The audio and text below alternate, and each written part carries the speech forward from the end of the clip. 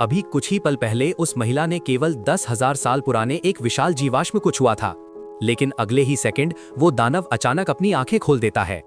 Base के कर्मचारियों को तुरंत समझ आ गया कि कुछ गड़बड़ है।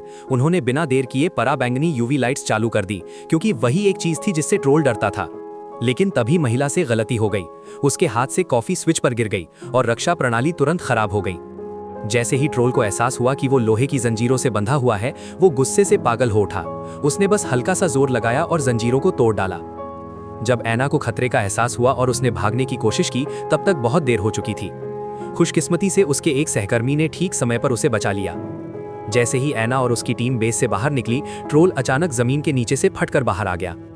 लेकिन अजीब बात यह थी कि ट्रोल ने उन पर हमला नहीं किया। वो मुड़ा और उस इलाके से दूर चला गया। ट्रोल के भागने की खबर ने सेना को तुरंत सतर्क कर दिया।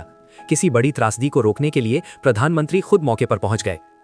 लेकिन ऐना का मानना था कि ट्रोल बस शांति से रहने के लिए कोई जगह ढूंढना चाहता है और इंसान उसके साथ शांतिपूर्वक सह अस्तित्व में रह सकते हैं। हालांकि प्रधानमंत्री ने ऐना की बातों पर बिल्कुल भरोसा नहीं किया। उन्होंने तुरंत ट्रोल को खत्म करने का आदेश दे दिया।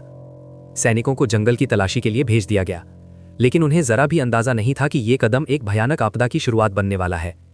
उधर पहाड़ की चोटी पर बने एक बार में कुछ युवा पार्टी कर रहे थे। सब मस्ती में डूबे हुए थे कि अचानक जमीन जोर जोर से हिलने लगी।